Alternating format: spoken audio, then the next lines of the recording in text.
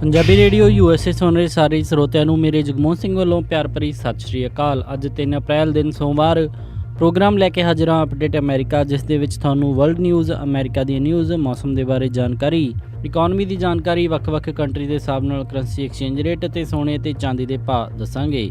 ਖਬਰਾਂ ਦੀ ਸ਼ੁਰੂਆਤ ਕਰਨ ਤੋਂ ਪਹਿਲਾਂ ਧੰਨਵਾਦ ਕਰਦੇ ਹਾਂ ਆਪਣੇ ਅੱਜ ਦੇ ਸਪਾਂਸਰ ਦਾ, ਜਿਨ੍ਹਾਂ ਨੇ ਇਸ ਪ੍ਰੋਗਰਾਮ ਦੇ ਵਿੱਚ ਸਹਿਯੋਗ ਪਾਇਆ। ਅੱਜ ਦੀਆਂ ਖਬਰਾਂ ਨੂੰ ਸਪਾਂਸਰ ਕਰ ਰਹੇ ਹਨ ਖਾਲਸਾ ਇੰਸ਼ੋਰੈਂਸ ਏਜੰਸੀ ਵਾਲੇ ਸੈਨ ਹੋਜ਼ੇ ਤੋਂ, ਜੋ ਕਿ ਹਰ ਪ੍ਰਕਾਰ ਦੀ ਇੰਸ਼ੋਰੈਂਸ ਕਰਦੇ ਹਨ ਅਤੇ ਕਿਸੇ ਵੀ ਤਰ੍ਹਾਂ ਦੀ ਇੰਸ਼ੋਰੈਂਸ ਦੀ ਜਾਣਕਾਰੀ ਦੇ ਲਈ ਤੁਸੀਂ ਇਹਨਾਂ ਨੂੰ ਕਾਲ ਕਰ ਸਕਦੇ ਹੋ 408 272 2500 ਤੇ। ਇਸ ਦੇ ਨਾਲ ਸੰਤੋਖ ਸਿੰਘ ਬਾਸੀ ਪਰਮਜੀਤ ਕੌਰ ਜੀ ਬਾਸੀ ਫਰੀਮੌਂਟ ਤੋਂ, ਮਨਜੀਤ ਸਿੰਘ ਨਰਿੰਦਰ ਕੌਰ ਕੁਲਾਰ ਜੀ ਕਲੋਵਿਸ ਤੋਂ ਅਤੇ ਸਰਬਜੀਤ ਸਿੰਘ ਬਾਸੀ ਜੀ ਐਟਵਾਟਰ ਤੋਂ। ਜੇਕਰ ਤੁਸੀਂ ਵੀ ਇਸ ਪ੍ਰੋਗਰਾਮ ਨੂੰ ਜਾਂ ਪੰਜਾਬੀ ਰੇਡੀਓ USA ਦੇ ਕਿਸੇ ਵੀ ਹੋਰ ਪ੍ਰੋਗਰਾਮ ਨੂੰ ਸਪਾਂਸਰ ਕਰਨਾ ਚਾਹੁੰਦੇ ਹੋ ਤਾਂ ਤੁਸੀਂ ਕਾਲ ਕਰ ਸਕਦੇ ਹੋ 408 722 7698 ਤੇ, ਜਾਂ ਫਿਰ ਈਮੇਲ ਕਰ ਸਕਦੇ ਹੋ ਸਾਡੇ ਈਮੇਲ ਐਡਰੈਸ info@punjabiradiousa.com ਤੇ। ਹੁਣ ਵੱਧਦੇ ਹਾਂ ਖਬਰਾਂ ਦੇ ਵੱਲ। ਸਭ ਤੋਂ ਪਹਿਲਾਂ ਚੋਣਵੀਆਂ ਖਬਰਾਂ। ਸੈਨੇਟ ਦੇ ਵਿੱਚ ਜੱਜ ਗੌਰਸਚ ਦੀ ਕਨਫਰਮੇਸ਼ਨ ਹੀਅਰਿੰਗ ਦੇ ਉੱਤੇ ਡੈਮੋਕ੍ਰੈਟਿਕ ਪਾਰਟੀ ਦੇ ਸੈਨੇਟਰਸ ਪਹੁੰਚੇ ਫਿਲੀਬਸਟਰ ਦੇ ਕੰਡੀਸ਼ਨ ਦੇ ਵਿੱਚ। ਰਾਸ਼ਟਰਪਤੀ ਡੋਨਲਡ ਟਰੰਪ ਆਪਣੇ ਪਹਿਲੇ ਕੁਆਟਰ ਦੀ ਸੈਲਰੀ $78,333 ਨੈਸ਼ਨਲ ਪਾਰਕ ਸਰਵਿਸ ਨੂੰ ਡੋਨੇਟ ਕਰਨਗੇ। ਵਾਈਟ ਹਾਊਸ ਨੇ US ਕੰਪਨੀਜ਼ ਨੂੰ ਕੁਆਲੀਫਾਈਡ ਅਮਰੀਕਨਜ਼ ਦੀ ਅਣਦੇਖੀ ਨਾ ਕਰਨ ਦੇ ਲਈ ਕਿਹਾ। ਰਸ਼ੀਆ ਦੇ ਵਿੱਚ ਸੇਂਟ ਪੀਟਰਸਬਰਗ ਦੇ ਮੈਟਰੋ ਸਟੇਸ਼ਨ ਤੇ ਉੱਤੇ ਹੋਇਆ ਬੰਬ ਬਲਾਸਟ, 11 ਲੋਕਾਂ ਦੀ ਮੌਤ। ਰਸ਼ੀਆ ਦੇ ਵਿੱਚ ਸੇਂਟ ਪੀਟਰਸਬਰਗ ਦੇ ਮੈਟਰੋ ਸਟੇਸ਼ਨ ਤੇ ਉੱਤੇ ਹੋਇਆ ਬੰਬ ਬਲਾਸਟ, 11 ਲੋਕਾਂ ਦੀ ਮੌਤ। ਕੈਨੇਡਾ ਦੇ 2 ਨਾਗਰਿਕ ਕੋਕੀਨ ਸਪਲਾਈ ਦੇ ਦੋਸ਼ ਦੇ ਵਿੱਚ ਫੜੇ ਗਏ। ਅਤੇ UN ਦੇ ਵਿੱਚ ਅਮਰੀਕਾ ਦੀ ਐਂਬੈਸਡਰ ਨਿੱਕੀ ਹੈਲੀ ਨੇ ਕਿਹਾ ਕਿ ਰੂਸ ਨੇ ਰਾਸ਼ਟਰਪਤੀ ਦੀਆਂ ਚੋਣਾਂ ਦੇ ਦੌਰਾਨ ਦਖਲ-ਅੰਦਾਜ਼ੀ ਕੀਤੀ। ਹੁਣ ਖਬਰਾਂ ਵਿਸਤਾਰ ਦੇ ਨਾਲ।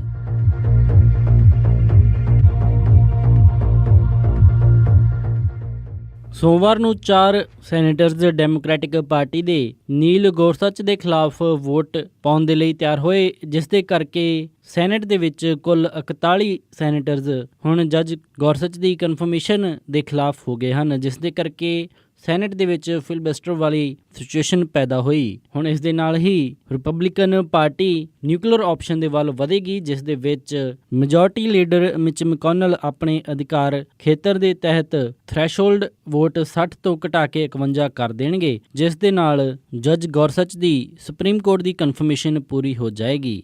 ਸੈਨੇਟ ਦੀ ਜੁਡੀਸ਼ਰੀ ਕਮੇਟੀ ਨੇ ਗੌਰਸਚ ਦੀ ਨੋਮੀਨੇਸ਼ਨ ਦੇ ਲਈ ਪਾਰਟੀ ਲਾਈਨ ਦੇ ਹਿਸਾਬ ਦੇ ਨਾਲ ਵੋਟਿੰਗ ਕੀਤੀ ਅਤੇ 9 ਦੇ ਮੁਕਾਬਲੇ 11 ਰਿਪਬਲਿਕਨਸ ਨੇ ਹਾਂ ਦੇ ਵਿੱਚ ਵੋਟ ਪਾਈ।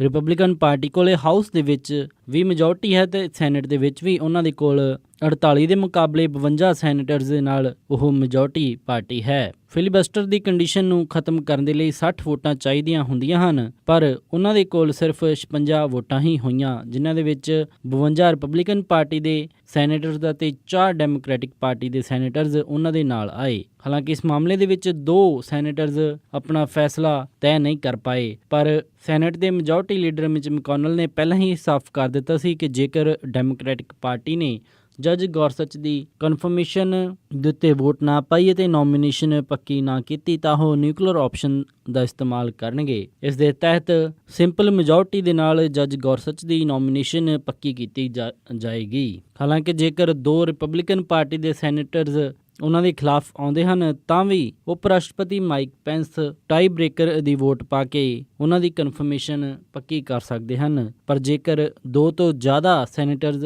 ਰਿਪਬਲਿਕਨ ਪਾਰਟੀ ਦੇ ਜੱਜ ਗੌਰਸਚ ਦੇ ਨੋਮੀਨੇਸ਼ਨ ਦੇ ਖਿਲਾਫ ਆਏ ਤਾਂ ਉਸ ਸਮੇਂ ਉਹਨਾਂ ਦੇ ਲਈ ਨੋਮੀਨੇਸ਼ਨ ਖਤਰੇ ਦੇ ਵਿੱਚ ਹੋ ਜਾਏਗੀ। ਵਾਈਟ ਹਾਊਸ ਤੋਂ ਆਈ ਅਨਾਊਂਸਮੈਂਟ ਦੇ ਮੁਤਾਬਿਕ ਰਾਸ਼ਟਰਪਤੀ ਡੋਨਲਡ ਟਰੰਪ ਨੇ ਆਪਣੇ ਪਹਿਲੇ ਕੁਆਟਰ ਦੀ ਤਨਖਾਹ $78,333 ਨੈਸ਼ਨਲ ਪਾਰਕ ਸਰਵਿਸ ਨੂੰ ਡੋਨੇਟ ਕਰ ਦਿੱਤੀ ਹੈ। ਵਾਈਟ ਹਾਊਸ ਦੇ ਪ੍ਰੈਸ ਪ੍ਰਵਕਤਾ ਸ਼ੌਨ ਸਪਾਈਸਰ ਨੇ ਅੱਜ ਇੱਕ ਬਰੀਫਿੰਗ ਦੇ ਵਿੱਚ ਦੱਸਿਆ ਕਿ 20 ਜਨਵਰੀ ਸਹੁੰ ਚੱਕਣ ਤੋਂ ਬਾਅਦ ਅੱਜ ਦੁਪਹਿਰ ਤੱਕ ਜਿੰਨੀ ਵੀ ਕਮਾਈ ਰਾਸ਼ਟਰਪਤੀ ਡੋਨਲਡ ਟਰੰਪ ਨੇ ਵਾਈਟ ਹਾਊਸ ਦੇ ਵਿੱਚ ਕੀਤੀ ਹੈ ਉਹ ਸਾਰੀ ਨੈਸ਼ਨਲ ਪਾਰਕ ਸਰਵਿਸ ਨੂੰ ਡੋਨੇਟ ਕਰ ਦਿੱਤੀ ਗਈ ਹੈ। ਇੰਟੀਰੀਅਰ ਸੈਕਟਰੀ ਰਿਆਨ ਜ਼ਿੰਕੇ ਵੀ ਉਸ ਸਮੇਂ ਮੌਜੂਦ ਸਨ ਅਤੇ ਉਹਨਾਂ ਨੇ ਕਿਹਾ ਕਿ ਇਹ ਸਾਰੀ ਰਾਸ਼ੀ ਨੈਸ਼ਨਲ ਪਾਰਕ ਸਰਵਿਸ ਅਮਰੀਕਾ ਦੇ ਇਤਿਹਾਸਿਕ ਬੈਟਲਫੀਲਡਸ ਦੀ ਮੁਰੰਮਤ ਦੇ ਲਈ ਲਾਏਗੀ। ਉਹਨਾਂ ਨੇ ਕਿਹਾ ਕਿ ਪਾਰਕ ਸਰਵਿਸ ਦਰਜਨ ਤੋਂ ਜ਼ਿਆਦਾ ਸਿਵਲ ਵਾਰ ਵਾਲੇ ਇਤਿਹਾਸਿਕ ਬੈਟਲਫੀਲਡਸ ਦੀ ਦੇਖ-ਰੇਖ ਕਰਦੀ ਹੈ ਅਤੇ ਉਹਨਾਂ ਨੇ ਕਿਹਾ ਕਿ ਉਹ ਇਹ ਸਾਰਾ ਪੈਸਾ ਉਸੇ ਪਾਸੇ ਲਾਉਣਗੇ। ਉਹਨਾਂ ਨੇ ਕਿਹਾ ਕਿ ਉਹ ਆਪਣੀ ਮਿਸ਼ਨ ਤੋਂ ਤਕਰੀਬਨ $229 ਮਿਲੀਅਨ ਪਿੱਛੇ ਚੱਲ ਰਹੇ ਹਨ, ਪਰ ਉਹਨਾਂ ਨੂੰ ਆਸ ਹੈ ਕਿ ਇਸ ਤਰ੍ਹਾਂ ਦੀ ਮੁਹਿੰਮ ਦੇ ਨਾਲ ਉਹਨਾਂ ਦੀ ਮਿਸ਼ਨ ਨੂੰ ਸਹਾਇਤਾ ਮਿਲੇਗੀ। ਹਾਲਾਂਕਿ ਰਾਸ਼ਟਰਪਤੀ ਡੋਨਲਡ ਟਰੰਪ ਦੀ ਰਾਸ਼ਟਰਪਤੀ ਦੀ ਐਨੂਅਲ ਸੈਲਰੀ ਜੋ ਕਿ $4 ਲੱਖ ਹੈ, ਉਸ ਦੇ ਨਾਲੋਂ ਰਾਸ਼ਟਰਪਤੀ ਡੋਨਲਡ ਟਰੰਪ ਦੇ ਪਹਿਲਾਂ ਦਿੱਤੇ ਗਏ ਬਿਆਨਾਂ ਦੇ ਵਿੱਚ ਕਾਫੀ ਫਰਕ ਨਜ਼ਰ ਆਇਆ, ਜਿੱਥੇ ਕਿ ਉਹਨਾਂ ਨੇ ਆਪਣੇ ਕੈਂਪੇਨ ਦੇ ਦੌਰਾਨ ਲਗਾਤਾਰ ਇਹ ਕਿਹਾ ਸੀ ਕਿ ਉਹ ਵਾਈਟ ਹਾਊਸ ਤੋਂ ਕਿਸੇ ਵੀ ਤਰ੍ਹਾਂ ਦੀ ਸੈਲਰੀ ਐਕਸੈਪਟ ਨਹੀਂ ਕਰਨਗੇ ਜੇ ਉਹਨਾਂ ਨੂੰ ਪੇ ਵੀ ਕੀਤੀ ਗਈ, ਪਰ ਇਸ ਸਮੇਂ ਉਹਨਾਂ ਨੇ ਸੈਲਰੀ ਐਕਸੈਪਟ ਕੀਤੀ ਪਰ ਬਾਅਦ ਦੇ ਵਿੱਚ ਡੋਨੇਟ ਕਰ ਦਿੱਤੀ ਅਤੇ 13 ਮਾਰਚ ਨੂੰ ਸ਼ੌਨ ਸਪਾਈਸਰ ਨੇ ਇਹ ਬਿਆਨ ਦਿੱਤਾ ਸੀ ਕਿ ਰਾਸ਼ਟਰਪਤੀ ਟਰੰਪ ਸਾਲ ਦੇ ਆਖਿਰ ਤੱਕ ਕੋਈ ਵੀ ਪੈਸਾ ਡੋਨੇਟ ਨਹੀਂ ਕਰਨਗੇ। ਹਾਲਾਂਕਿ ਅੱਜ ਰਾਸ਼ਟਰਪਤੀ ਡੋਨਲਡ ਟਰੰਪ ਨੇ ਆਪਣਾ ਫੈਸਲਾ ਬਦਲਦੇ ਹੋਏ ਉਹ ਸੈਲਰੀ ਕਢਾ ਕੇ ਡੋਨੇਟ ਕਰ ਦਿੱਤੀ। ਸ਼ੌਨ ਸਪਾਈਸਰ ਨੇ ਕਿਹਾ ਕਿ ਰਾਸ਼ਟਰਪਤੀ ਡੋਨਲਡ ਟਰੰਪ ਦੀ ਐਡਵਾਈਜ਼ਰ ਕੌਂਸਲ ਨੇ ਰਾਸ਼ਟਰਪਤੀ ਡੋਨਲਡ ਟਰੰਪ ਨੂੰ ਇਹ ਸਲਾਹ ਦਿੱਤੀ, ਜਿਸ ਤੋਂ ਬਾਅਦ ਦੇ ਵਿੱਚ ਇਹ ਫੈਸਲਾ ਲਿਆ ਗਿਆ। ਟਰੰਪ ਐਡਮਿਨਿਸਟ੍ਰੇਸ਼ਨ ਨੇ US ਕੰਪਨੀਜ਼ ਨੂੰ ਚੇਤਾਵਨੀ ਦਿੰਦੇ ਹੋਏ ਕਿਹਾ ਹੈ ਕਿ ਅਪ੍ਰੈਲ ਮਹੀਨੇ ਤੋਂ ਜੋ ਕਿ ਸਕਿਲਡ ਵਰਕਰ ਵੀਜ਼ਾ ਉਹਨਾਂ ਦੀ ਐਪਲੀਕੇਸ਼ਨ ਸ਼ੁਰੂ ਹੋਏਗੀ, ਇਸ ਮਾਮਲੇ ਦੇ ਵਿੱਚ ਉਹ ਕਿਸੇ ਵੀ ਤਰੀਕੇ ਦੇ ਨਾਲ ਅਮਰੀਕਨ ਸਿਟੀਜ਼ਨ ਦੇ ਪ੍ਰੋਫਾਈਲ ਨੂੰ ਓਵਰਲੁੱਕ ਨਾ ਕਰਨ। ਉਹਨਾਂ ਨੇ ਕਿਹਾ ਕਿ H1B ਵੀਜ਼ਾ ਦੇ ਉੱਤੇ ਆਊਟਸੋਰਸ EMPLOYE ਸੱਦਣ ਦੀ ਬਜਾਏ ਉਹ ਅਮਰੀਕਨ EMPLOYEES ਨੂੰ ਤਰਜੀਹ ਦੇਣ ਅਤੇ ਉਹਨਾਂ ਨੇ ਕਿਹਾ ਕਿ ਜੇਕਰ ਕਿਸੇ ਵੀ ਅਮਰੀਕਨ EMPLOYE ਦੇ ਨਾਲ ਇਸ ਤਰ੍ਹਾਂ ਦਾ ਧੱਕਾ ਹੁੰਦਾ ਪਾਇਆ ਜਾਂਦਾ ਹੈ ਤਾਂ ਉਸ ਕੰਪਨੀ ਦੇ ਖਿਲਾਫ ਸਖਤ ਐਕਸ਼ਨ ਲਏ ਜਾਣਗੇ। ਜਸਟਿਸ ਡਿਪਾਰਟਮੈਂਟ ਦੇ ਸਿਵਲ ਰਾਈਟ ਡਿਵੀਜ਼ਨ ਦੇ ਹੈੱਡ ਟੌਮ ਵੀਲਰ ਨੇ ਕਿਹਾ ਕਿ ਸਭ ਤੋਂ ਉੱਪਰ ਪ੍ਰਾਇਓਰਟੀ ਅਮਰੀਕਨਸ ਦੀ ਹੋਣੀ ਚਾਹੀਦੀ ਹੈ। ਇਸ ਤੋਂ ਪਹਿਲਾਂ ਰਾਸ਼ਟਰਪਤੀ ਬਰਾਕ ਓਬਾਮਾ ਦੀ ਐਡਮਿਨਿਸਟ੍ਰੇਸ਼ਨ ਨੇ ਵੀ ਉਹਨਾਂ ਕੰਪਨੀਜ਼ ਨੂੰ ਸੂ ਕੀਤਾ ਸੀ ਜਿਨ੍ਹਾਂ ਨੇ ਕਿ ਫੋਰਨਰ ਵਰਕਰਜ਼ ਨੂੰ ਫੇਵਰ ਕਰਦੇ ਹੋਏ US ਵਰਕਰਜ਼ ਨੂੰ ਨੌਕਰੀ ਤੋਂ ਹਟਾਇਆ ਸੀ। ਇਸ ਤੋਂ ਪਹਿਲਾਂ ਰਾਸ਼ਟਰਪਤੀ ਡੋਨਲਡ ਟਰੰਪ ਵੀ H1B ਨੂੰ ਇੱਕ ਚੀਪ ਲੇਬਰ ਪ੍ਰੋਗਰਾਮ ਦੇ ਤੌਰ ਤੇ ਵਰਤਣ ਨੂੰ ਖਤਮ ਕਰਨ ਦੀ ਗੱਲ ਕਰ ਚੁੱਕੇ ਹਨ। ਉਹਨਾਂ ਨੇ ਕਿਹਾ ਕਿ ਸਿਰਫ ਸਕਿਲਡ ਵਰਕਰਜ਼ ਨੂੰ ਇਸ ਵੀਜ਼ੇ ਦੇ ਤਹਿਤ ਜੌਬ ਮਿਲਣੀ ਚਾਹੀਦੀ ਹੈ। ਉੱਧਰੋਂ ਹੋਮਲੈਂਡ ਸਿਕਿਉਰਿਟੀ ਨੇ ਵੀ H1B ਵੀਜ਼ਾ ਫਰਾਡ ਰੋਕਣ ਦੇ ਲਈ ਕਈ ਨਵੇਂ ਕਦਮ ਚੱਕੇ ਹਨ ਅਤੇ ਉਹਨਾਂ ਦੀ ਘੋਸ਼ਣਾ ਉਹਨਾਂ ਨੇ ਕੀਤੀ। H1B ਵੀਜ਼ਾ ਜਿਸ ਦੀ ਕਿ ਐਪਲੀਕੇਸ਼ਨਜ਼ ਅੱਜ ਸ਼ੁਰੂ ਹੋਈਆਂ ਹਨ, ਇਸ ਦੇ ਵਿੱਚ 65,000 ਵਰਕਰਜ਼ ਨੂੰ H1B ਵੀਜ਼ਾ ਅਲਾਟ ਕੀਤਾ ਜਾਂਦਾ ਹੈ ਤੇ 20,000 ਅਮਰੀਕਾ ਦੇ ਵਿੱਚ ਗ੍ਰੈਜੂਏਟ ਸਟੂਡੈਂਟਸ ਦਾ ਕੋਟਾ ਹੁੰਦਾ ਹੈ ਅਤੇ ਟੋਟਲ 85,000 EMPLOYEES ਨੂੰ H1B ਵੀਜ਼ਾ ਇਸ਼ੂ ਕੀਤਾ ਜਾਂਦਾ ਹੈ। H1B ਵੀਜ਼ਾ ਦੇ ਵਿੱਚ ਲੋਟਰੀ ਸਿਸਟਮ ਦੇ ਤਹਿਤ ਕਈ ਵਾਰ ਕੰਪਨੀਆਂ ਫਰਾਡ ਕਰਦੀਆਂ ਹਨ ਅਤੇ ਇਸੇ ਨੂੰ ਰੋਕਣ ਦੇ ਲਈ background verification US citizenship and immigration services ਨੇ ਅਨਾਊਂਸ ਕੀਤੀ, ਜਿਸ ਦੇ ਤਹਿਤ ਉਹਨਾਂ ਦੇ ਏਜੰਟ EMPLOYERS ਦੀ ਬੇਸਿਕ ਬਿਜ਼ਨਸ ਇਨਫੋਰਮੇਸ਼ਨ ਦੀ ਵੈਰੀਫਿਕੇਸ਼ਨ ਅਤੇ ਉਸ ਦੀ ਵੈਲੀਡੇਸ਼ਨ ਦੇ ਲਈ ਉਹਨਾਂ ਦੀ ਲੋਕੇਸ਼ਨ ਵਿਜ਼ਿਟ ਕਰ ਸਕਦੇ ਹਨ। ਇਸ ਦੇ ਨਾਲ ਨਾਲ ਉਹ ਕੰਪਨੀ ਜਿੱਥੇ ਕਿ H1B ਵੀਜ਼ਾ EMPLOYEES ਦੀ ਸੰਖਿਆ ਜ਼ਿਆਦਾ ਹੈ ਉਹਨਾਂ ਦੇ ਉੱਤੇ ਵੀ ਕਾਰਵਾਈ ਕੀਤੀ ਜਾਏਗੀ। ਰਸ਼ੀਆ ਦੇ ਸ਼ਹਿਰ ਸੇਂਟ ਪੀਟਰਸਬਰਗ ਦੇ ਵਿੱਚ ਹੋਏ ਬੰਬ ਧਮਾਕੇ ਦੇ ਵਿੱਚ 11 ਲੋਕਾਂ ਦੀ ਮੌਤ ਹੋਈ ਅਤੇ 45 ਲੋਕ ਜ਼ਖਮੀ ਹੋ ਗਏ। ਇਹ ਬੰਬ ਧਮਾਕਾ ਇਸਲਾਮਿਕ ਅੱਤਵਾਦੀਆਂ ਦੇ ਨਾਲ ਜੁੜਿਆ ਹੋਇਆ ਦੇਖਿਆ ਜਾਂਦਾ ਹੈ। ਰਾਸ਼ਟਰਪਤੀ ਵਲਾਦੀਮੀਰ ਪੁਤਿਨ ਨੇ ਧਮਾਕੇ ਵਾਲੀ ਥਾਂ ਦਾ ਦੌਰਾ ਕੀਤਾ ਤੇ ਉਸ ਸਮੇਂ ਉਸੇ ਸ਼ਹਿਰ ਦੇ ਵਿੱਚ ਹੀ ਸਨ। ਇਹ ਧਮਾਕਾ ਸ਼ਹਿਰ ਦੇ ਵਿੱਚ ਇੱਕ ਮੈਟਰੋ ਸਟੇਸ਼ਨ ਦੇ ਕੋਲ ਹੋਇਆ। ਰਸ਼ੀਆ ਨੇ ਇਸ ਤੋਂ ਪਹਿਲਾਂ ਵੀ ਨਾਰਥ ਰੀਜਨ ਤੋਂ ਇਸਲਾਮਿਕ ਵਿਦਰੋਹੀਆਂ ਦਾ ਸਾਹਮਣਾ ਕੀਤਾ ਸੀ, ਜਿਸ ਨੇ ਕਿ ਬੰਬ ਬਲਾਸਟ ਰਸ਼ੀਆ ਦੇ ਵਿੱਚ ਕੀਤੇ ਸਨ, ਪਰ ਰਸ਼ੀਆ ਨੇ ਪੂਰੀ ਤਰ੍ਹਾਂ ਉਸ ਵਿਦਰੋਹ ਨੂੰ ਕੁਚਲ ਦਿੱਤਾ ਸੀ। ਪਰ ਸੀਰੀਆ ਦੇ ਵਿੱਚ ਰਸ਼ੀਆ ਦੀ ਮਿਲਟਰੀ ਇੰਟਰਵੈਂਸ਼ਨ ਤੋਂ ਬਾਅਦ ਦੇ ਵਿੱਚ ਰਸ਼ੀਆ ਦੇ ਵਿੱਚ ਇਸਲਾਮਿਕ ਸਟੇਟ ਦੁਆਰਾ ਹੋਣ ਵਾਲੇ ਹਮਲਿਆਂ ਦਾ ਡਰ ਵੱਧ ਰਿਹਾ ਸੀ। ਹਾਲਾਂਕਿ ਇਸ ਹਮਲੇ ਦੀ ਕਿਸੇ ਨੇ ਵੀ ਕੋਈ ਜ਼ਿੰਮੇਵਾਰੀ ਨਹੀਂ ਲਈ ਹੈ, ਪਰ ਐਕਸਪਰਟਸ ਦੱਸਦੇ ਹਨ ਕਿ ਇਸ ਦੇ ਪਿੱਛੇ ਇਸਲਾਮਿਸਟ ਅੱਤਵਾਦੀਆਂ ਦਾ ਹੀ ਹੱਥ ਹੋ ਸਕਦਾ ਹੈ।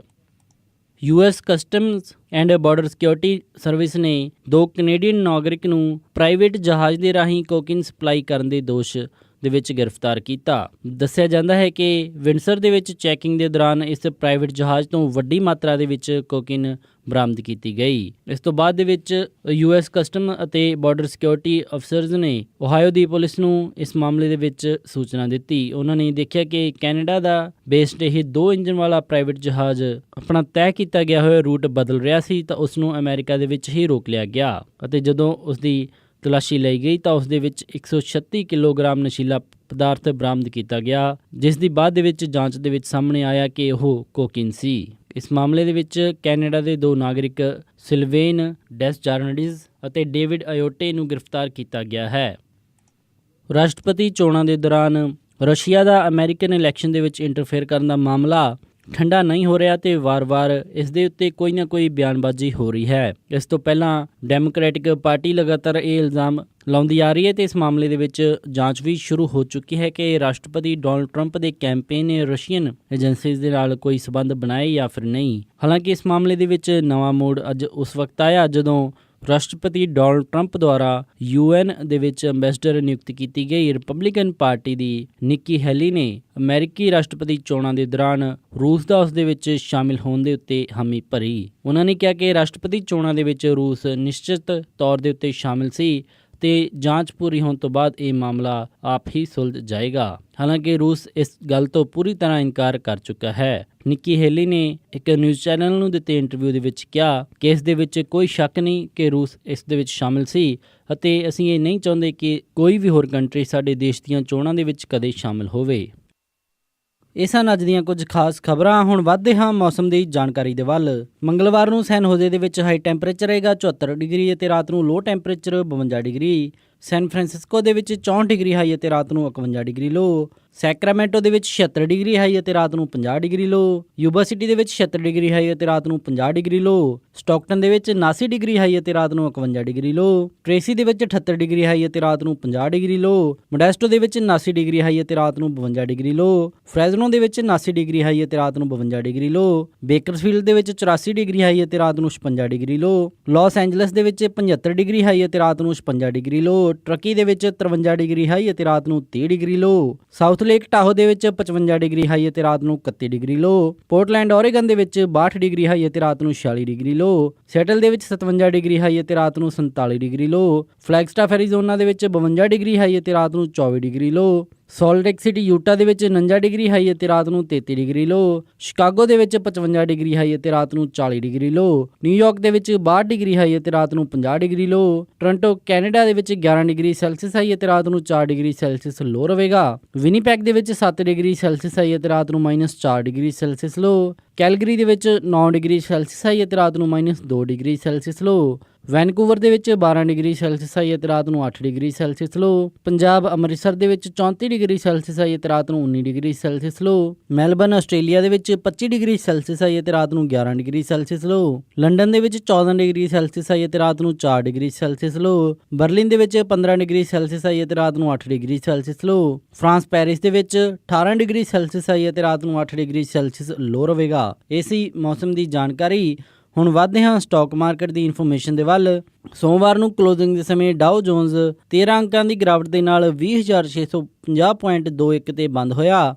ਨੈਸਡੈਕ 17 ਅੰਕਾਂ ਦੀ ਗਿਰਾਵਟ ਦੇ ਨਾਲ 5894.68 ਤੇ ਬੰਦ ਹੋਇਆ। S&P 3 ਅੰਕਾਂ ਦੀ ਗਿਰਾਵਟ ਦੇ ਨਾਲ 2358.84 ਤੇ ਬੰਦ ਹੋਇਆ ਅਤੇ ਵਿਲਸ਼ਰ 5062 ਅੰਕਾਂ ਦੀ ਗਿਰਾਵਟ ਦੇ ਨਾਲ 24562.49 ਤੇ ਬੰਦ ਹੋਇਆ। ਅੱਜ ਦਾ ਸਭ ਤੋਂ ਮਸ਼ਹੂਰ ਸਟਾਕ ਟੈਸਲਾ ਕੰਪਨੀ ਦਾ ਰਿਹਾ, ਜਿਸ ਦੀ ਕੀਮਤ 298.51 ਰਹੀ। ਕਰੰਸੀ ਐਕਸਚੇਂਜ ਰੇਟ ਦੇ ਵਿੱਚ ਇੱਕ US ਡਾਲਰ ਦੀ ਕੀਮਤ ਰਹੀ 64.99 ਇੱਕ ਕੈਨੇਡੀਅਨ ਡਾਲਰ ਦੀ ਕੀਮਤ ਰਹੀ 48.48 ਇੱਕ ਬ੍ਰਿਟਿਸ਼ ਪਾਉਂਡ ਦੀ ਕੀਮਤ ਰਹੀ 81.02 ਇੱਕ ਯੂਰੋ ਦੀ ਕੀਮਤ ਰਹੀ 69.23 ਇੱਕ ਆਸਟ੍ਰੇਲੀਅਨ ਡਾਲਰ ਦੀ ਕੀਮਤ ਰਹੀ 49.34 ਇੱਕ ਨਿਊਜ਼ੀਲੈਂਡ ਡਾਲਰ ਦੀ ਕੀਮਤ ਰਹੀ 45.52 ਇੱਕ ਸਿੰਗਾਪੁਰ ਡਾਲਰ ਦੀ ਕੀਮਤ ਰਹੀ 46.45 ਇੱਕ ਬਹਿਰੀਨੀ ਦਿਨਾਰ ਦੀ ਕੀਮਤ ਰਹੀ 172.14 ਇੱਕ ਕੁਵੈਤੀ ਦਿਨਾਰ ਦੀ ਕੀਮਤ ਰਹੀ 212.94 ਸੋਨੇ ਦਾ ਰੇਟ $1254.76 ਪਰ ਆਉਂਸ ਰਿਹਾ ਅਤੇ ਚਾਂਦੀ $18.26 ਪਰ ਆਉਂਸ ਰਹੀ। ਇਸੇ ਦੇ ਨਾਲ ਅੱਜ ਦਾ ਇਹ ਖਬਰਾਂ ਦਾ ਬੁਲੇਟਿਨ ਇੱਥੇ ਹੀ ਸਮਾਪਤ ਕਰਦੇ ਹਾਂ। ਇਜਾਜ਼ਤ ਦਿਓ।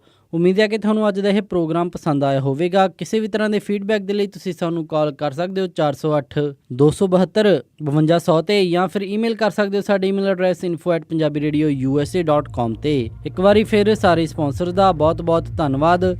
ਮਿਲਦੇ ਹਾਂ ਅਪਡੇਟ ਅਮਰੀਕਾ ਦੇ ਅਗਲੇ ਅੰਕ ਵਿੱਚ। ਤਦ ਤੱਕ ਲਈ ਸਾਰਿਆਂ ਨੂੰ ਪਿਆਰ ਅਤੇ ਸਤਿਕਾਰ ਭਰੀ ਸਤਿ ਸ਼੍ਰੀ ਅਕਾਲ।